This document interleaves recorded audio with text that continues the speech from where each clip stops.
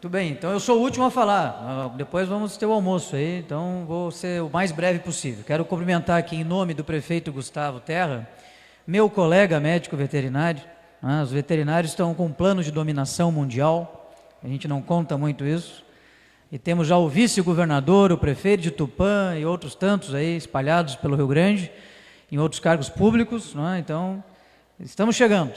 Mas quero, em nome do Gustavo, da Bárbara, que é a sua esposa, cumprimentar todas as autoridades já nominadas pelo protocolo, se me dão licença não citar a todos vocês, meu respeito a todos, muito obrigado aí pela presença, pelas falas, pelo apoio que tem dado ao Rio Grande do Sul. Também cumprimentar na pessoa do Evandro e do Wilson aqui, todos os produtores rurais, não é, que são a razão de ser do agronegócio gaúcho, a força da economia do Estado. Parabéns a todos vocês, homens e mulheres do campo, que tão bem produzem os alimentos e que enfrentam as adversidades que estamos enfrentando nos últimos anos.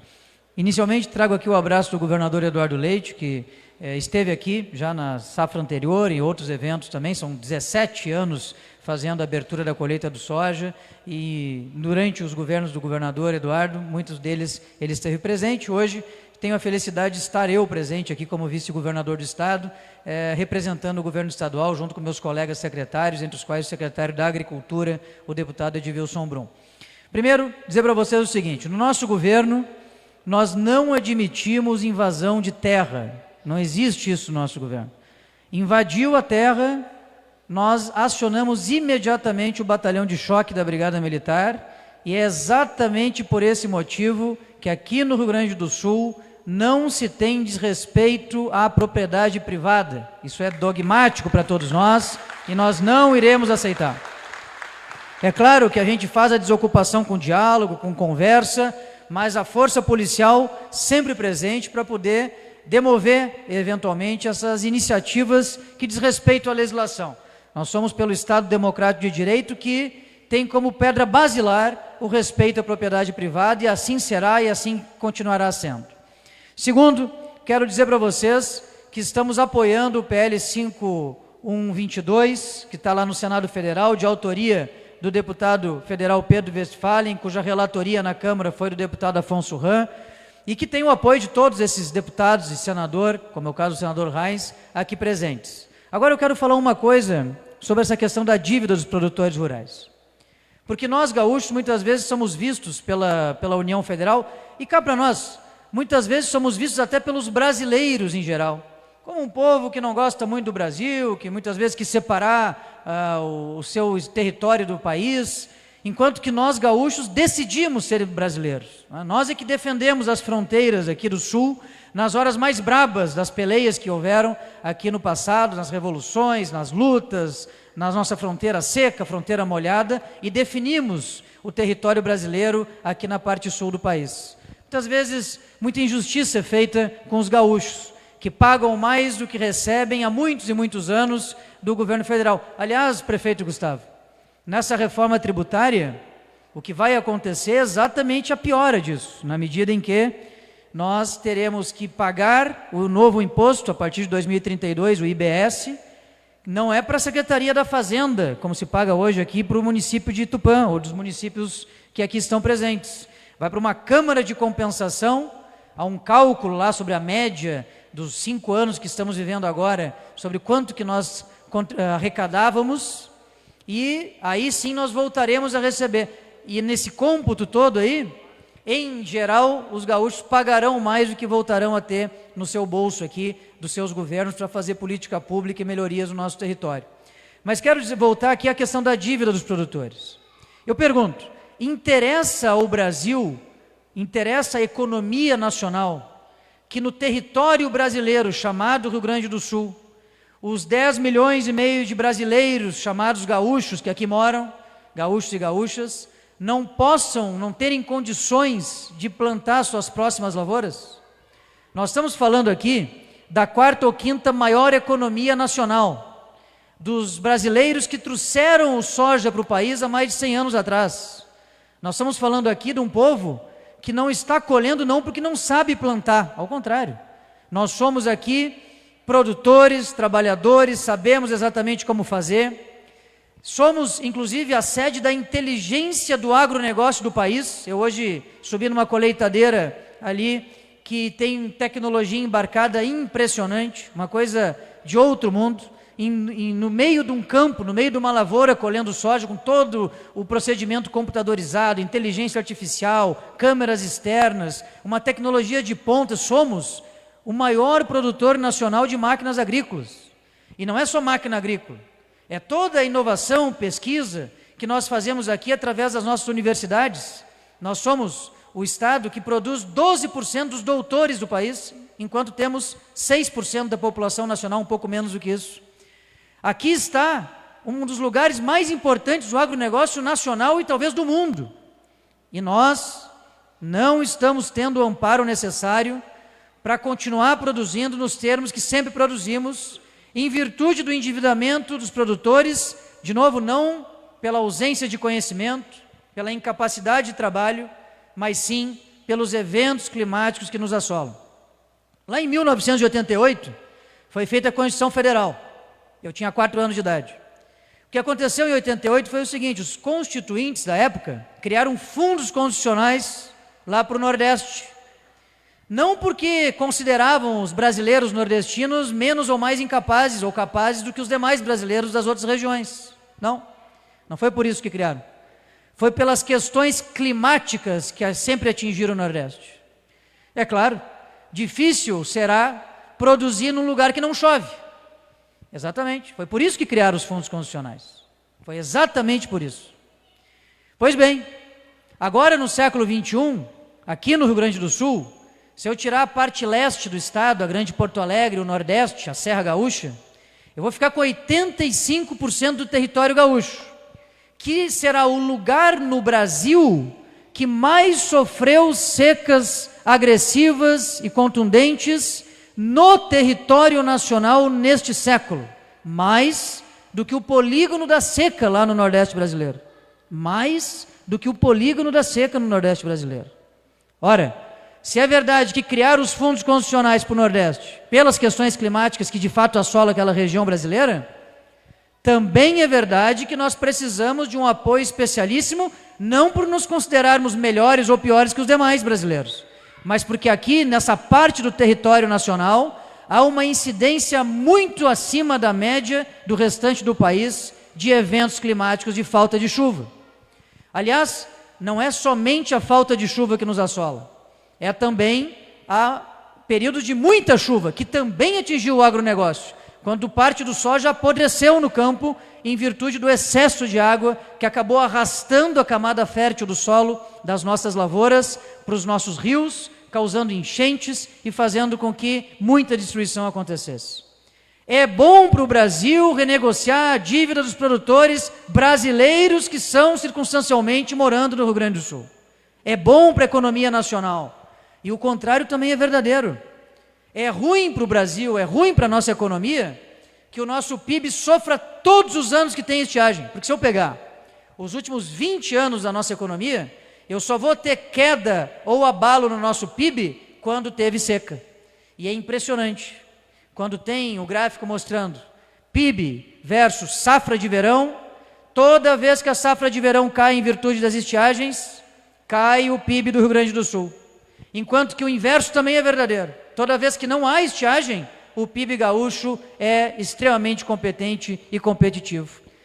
Por isso, a importância de ter uma solução, e nós apresentamos a solução através dos nossos parlamentares, e o governo federal precisa sim encaminhar essa solução para resolver esse problema definitivamente. O problema do nosso passado recente, das estiagens dos últimos 7 anos, como falou o prefeito, que acabaram eliminando a capacidade de obtenção de crédito e exaurindo a capacidade de financiamento dos produtores para suas respectivas lavouras. Agora eu quero falar de passado, de presente, mas quero falar de futuro também. Também é verdade que de nada ou pouco adianta nós resolvermos o passado e o presente daqui a 3, 4, 5, 10, 20 anos, assim como já fizemos na década de 90 e voltamos a fazer agora, voltarmos lá em Brasília com o chapéu na mão, pedindo nova renegociação de dívida, nova securitização, nova solução para as dívidas, em virtude de novo das estiagens. Porque é difícil, talvez impossível, prever o futuro.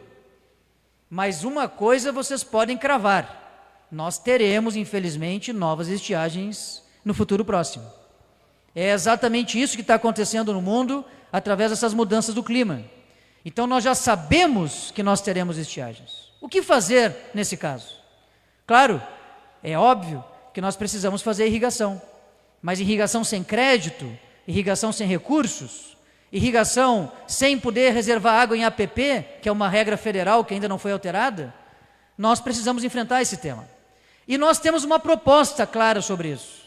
Não só a política pública atual do Superestiagem e do Irriga Mais, que são programas que criaram a maior política da história do Rio Grande do Sul em irrigação, que paga até 20% do custo do projeto de irrigação para o produtor rural, num teto de R$500 mil. Nós não estamos falando de crédito subsidiado aqui, nós estamos falando de dinheiro no bolso do produtor, para que ele possa instalar o seu sistema de irrigação na sua propriedade.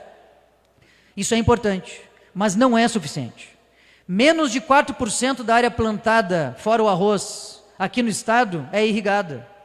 Nós precisamos multiplicar isso por 5 nos próximos 4 anos. E nós sabemos como fazer. E já apresentamos ao governo federal também essa proposta junto com a Farsul, que é prorrogar o FUNRIGS, o Fundo de Reconstrução do Estado, que nos dá o alívio de pagar a dívida com a União até março do ano que vem, 2027. Dinheiro esse que nós estamos usando na reconstrução. Essas estradas aqui até não é recurso do FUNRIGS, é recurso do Tesouro, mas inúmeras outras estradas de verdade e outras tantas obras é recurso do FUNRIGS, que está sendo fundamental. Eu quero agradecer aqui a nossa bancada federal que ajudou a aprovar lá no Congresso Nacional essa medida. Pois bem, nós precisamos prorrogar o FUNRIGS. Só que agora, a diferença é que nós queremos usar o dinheiro para combater as secas do Estado. E é bom de novo para a União Federal, porque a União Federal nos dá uma folga do pagamento da dívida por mais 3 anos, não está isentando a dívida não, nós vamos ter que voltar a pagar a dívida com a União, esse dinheiro que não está sendo pago está sendo contabilizado lá no estoque da dívida, e utilizando esse dinheiro, nós vamos fazer o maior programa de irrigação da história desse país, para que a gente possa, além de aumentar a área irrigada em 5 vezes, também usar parte desse recurso para correção físico-química do solo. Vocês são produtores e sabem do que eu estou falando. O solo gaúcho é muito compactado. Então a água da chuva, quando chove, e chove bastante no estado, de maneira esparçada, é verdade, ela não entra no solo. O próprio solo poderia ser uma reserva hídrica. E acaba levando a camada fértil do solo e causando erosão. Nós precisamos descompactar o solo e corrigir a questão da acidificação do solo, fazendo também um grande programa para correção de solo no estado do Rio Grande do Sul. Correção de solo, descompactização e irrigação. Esta é a solução para que daqui a alguns anos não voltemos ao governo federal pedindo exatamente o que estamos agora necessitando e merecendo, que é um auxílio especialíssimo para um estado produtor que ajuda o Brasil a crescer, que tem homens e mulheres que sabem o que fazem, que são especialistas nesse tema, que são os produtores rurais do Rio Grande do Sul. Também quero falar de soja, em específico, já que é a abertura da colheita do soja. Boa parte do soja gaúcho hoje é colhido, levado para o porto de Rio Grande ou para outros portos e exportado. Chegando no exterior, ele é beneficiado, gerando emprego na agroindústria lá fora. Não podemos mais admitir isso. Nós precisamos industrializar o soja aqui no nosso território. E nós temos uma lei, que é a Lei 14.993, a Lei do Combustível do Futuro, que possibilita um novo mercado em ascensão para o nosso soja e para outros grãos, como é o caso da canola, por exemplo, que é exatamente a questão do biocombustível. Biocombustível. Nós já temos 10 plantas de indústrias de biocombustível aqui, é a última delas agora, Rafael, lá em Cruz Alta, Pedro, que é a Solis 3. Um investimento de mais de R$1 bilhão aqui na cidade vizinha, que certamente vai pegar o grão do produtor, das cooperativas, e vai utilizar para fazer biodiesel. Nós temos aqui biometano, nós temos aqui bivante, nós somos um estado que, como falei, pela inovação que temos condições de ser o líder nacional na questão do biocombustível, e já somos o 2º colocado, atrás apenas do Mato Grosso. Esse ano é para ir a 16% na composição do combustível com fontes renováveis, portanto, biocombustível. Mas nós não queremos 16%, nós queremos 17%. A cada 1% que aumenta na composição do combustível, oriundos dessas fontes renováveis, como é o caso do soja, nós geramos milhares de empregos aqui no Rio Grande do Sul e em outros lugares no Brasil, fazendo com que o dinheiro do soja fique aqui aumentando a cadeia produtiva.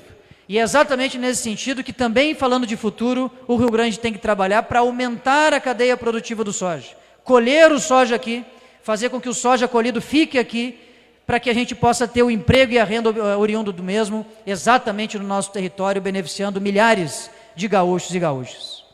O prefeito falou do diesel. Nós estamos com um problema, sim, uma ameaça de abastecimento desse combustível, porque em torno de 22% do diesel usado no Brasil é importado. E aí, prefeito, tu falasse bem, isso acaba indo para o bolso do produtor rural, indo para os municípios e no próprio Estado, porque o Estado consome diesel. Todo mundo consome diesel. E nós sabemos a solução. A solução é simples, muito simples. Vocês sabem quanto de lucro a Petrobras teve ano passado, 2025? Alguém sabe? 110 bilhões de reais de lucro líquido, que é dividido nos dividendos, esse lucro, aos seus acionistas. Ora, o maior acionista é o próprio governo federal. Mais da metade da Petrobras, que é uma estatal, é de propriedade do governo federal. Me parece correto. Portanto, o governo federal recebeu de dividendos, de lucro da Petrobras, só no ano passado, em torno de 55 bilhões de reais, numa conta de padeiro aqui, numa sentada de lucro dessa estatal, que exatamente tem o seu lucro quando aumenta o combustível. E aqui eu quero fazer uma comparação, porque é muito dinheiro. 55 bilhões de reais é praticamente toda a receita do governo do estado do Rio Grande do Sul de um ano inteiro. Toda a receita. Só a parte que fica no bolso do governo federal do lucro do combustível, que é obtido através da Petrobras. Está na hora de pegar uma partezinha desse lucro, parar de gastar com coisa que não deve e subsidiar o diesel ou compensar os municípios e estados para que a gente possa fazer a isenção do ICMS e com isso viabilizar a colheita, a produção, a mobilidade, os carros oficiais, os caminhões que fazem os fretes, a economia nacional, que depende substancialmente do diesel, além de aumentar percentualmente o percentual de biocombustível no diesel, para que não fiquemos mais dependentes de tamanha forma do diesel estrangeiro como estamos hoje. Eu tenho certeza que assim vai estar resolvido o problema do diesel. E é nesse jeito que nós estamos levando a situação, conversando com o governo federal para poder ter essa compensação e com isso resolver o problema definitivamente do diesel por esse período de guerra lá no Oriente Médio, como é o caso que estamos vivendo agora. Por fim, quero falar das estradas. Primeiro, eu falei do orçamento do Estado, agora eu vou falar do orçamento de Tupã, pelo menos o orçado, não sei se vai se realizar, né, prefeito? Tupã-Seretã tem em torno de 160 milhões de reais de orçamento por ano. O município inteiro de Tupã, com toda essa produtividade, capital estadual da soja, com toda essa potência do agronegócio, mesmo com suas dificuldades, com todo esse povo trabalhador, arrecada 160 milhões de reais, claro, para todos os serviços públicos que o município tem que oferecer aqui para os senhores. Sabe quanto que nós estamos investindo só na obra Tupã-Santa Tecla? Exatamente o valor que Tupã leva um ano inteiro para arrecadar, numa obra, em uma obra. Vou dar outro exemplo para vocês, para a gente entender a grandiosidade dessa obra. O Dyer, antes de que colocássemos as contas em dia, processo que começou lá no governo Sartori, do qual fui líder, no primeiro governo do Eduardo, quando fui presidente da Assembleia, e agora no segundo governo dele, como vice-governador, tenho acompanhado esse tema. Foi muito difícil colocar o Rio Grande de pé de novo, tirar o Rio Grande daquela situação tenebrosa das contas públicas desorganizadas. O Rio Grande, quando as contas não estavam em dia, tinha um orçamento para o Dyer, pro estado inteiro, que tem 11.400 quilômetros de rodovias pavimentadas e não pavimentadas, de 150 milhões de reais por ano. Repetindo, o estado inteiro tinha um orçamento com as contas desequilibradas de 150 milhões de reais para fazer conserva de rodovia, pavimentada, não pavimentada, para fazer obras novas, investimento, acesso asfáltico, meus amigos de Quevedos, e assim por diante. Só nessa obra nós temos mais do que o orçamento inteiro que o Dyer tinha antes de colocarmos as contas em dia. Só nessa obra. E é exatamente por isso que nós estamos com as contas em dia, fazendo investimentos. O Rio Grande diferente, o Rio Grande melhor, o Rio Grande mais desenvolvido. É claro que tem coisa para fazer, eu sei disso. Mas agora as coisas para fazer, se nós mantivermos esse rumo, serão feitas. Exemplo é a nossa estrada Tupã-Jari, que hoje o prefeito me levou ali, até a propriedade do Evandro, para a gente fazer a abertura da colheita. E eu quero anunciar aqui, prefeito, que o recurso que é da bancada federal, que está já destinado, Pedro, tu que representa a Câmara Federal aqui, está tramitando na Caixa Econômica Federal agora. Vou pedir a ajuda dos senhores deputados federais e do senador Heinz para a gente poder agilizar esse trâmite. Assim que for sair da Caixa o processo e vir para nós vamos fazer o seguinte, nós vamos botar mais dinheiro, contrapartida, e vamos fazer, agora nos próximos episódios, nas próximas semanas, assim que vier da Caixa, a licitação do primeiro lote de quase 6 quilômetros da estrada Tupã-Jari. E quero falar da estrada Júlio também. O prefeito se levantou lá agora. Tupã-Júlio. Essa estrada está no nosso radar. Nós vamos terminar agora de licitar os acessos asfálticos dos municípios. Sabia que tinham 62 municípios no Rio Grande sem acesso asfáltico? 62? Agora sabe quanto tem? Pouco mais de 10. Só que até o início de abril, nós vamos licitar o que falta. E vamos iniciar as obras de todos os municípios do Rio Grande do Sul sem acesso asfáltico, ainda esse ano. Não haverá, até o fim deste ano, deste governo, do governador Eduardo Leite, um município gaúcho que não tenha a sua obra iniciada do seu acesso asfáltico. Um município gaúcho que não tenha a sua obra iniciada do seu acesso asfáltico. Quem está fazendo Tupã-Santa Tecla, quem vai iniciar Tupã-Jari, também fará Tupã-Júlio de Castilhos. Pode anotar, prefeito, nós vamos fazer essa obra. Pode anotar. E uma salva de palmas, vamos lá, que é uma obra importante. Então é o seguinte, contas em dia, investimento público, atrai investimento privado, oferece mais segurança no campo, oferece mais infraestrutura para escoamento da produção, oferece melhores condições de educação, na saúde. Tem coisa para fazer? Tem, mas o Rio Grande está diferente e a minha mensagem de otimismo para vocês aqui. Vamos para cima do governo federal para resolver o problema da dívida dos produtores rurais gaúchos, vamos para cima do governo federal para resolver o problema da irrigação, do Funrigs e principalmente do diesel, e vamos certamente tornar o Rio Grande um lugar melhor para se viver cada vez mais, cada dia mais. Muito obrigado a todos, parabéns por mais uma abertura da colheita do soja.